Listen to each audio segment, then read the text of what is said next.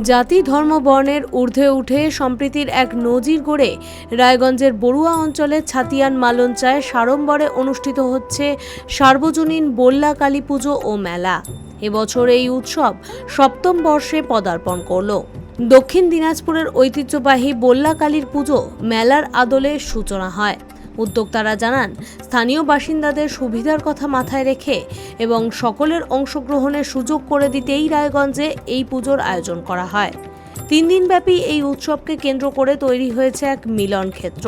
পুজো ছাড়াও রয়েছে মেলা, বাউল সঙ্গীত, বিভিন্ন সাংস্কৃতিক অনুষ্ঠান সহ নানান ধরনের বিনোদনের ব্যবস্থাও। আমাদের হচ্ছে দীর্ঘদিন ব্যাপী আমরা এখানে মা বল্লা পূজা করে থাকি। সেই পূজা আগামী শুক্রবার অনুষ্ঠিত হবে। সেই পুজোকে কেন্দ্র করে সাংস্কৃতিক অনুষ্ঠান থেকে আরম্ভ করে বিভিন্ন প্রোগ্রাম আমরা আয়োজন করে থাকি, সেটারই প্রোগ্রাম চলছে। এই পুজো কমিটির কি দায়িত্বে রয়েছে? পুজো কমিটি আমি সাধারণ একটা মেম্বার, সবাই যেমন মেম্বার আমিও তেমন মেম্বার।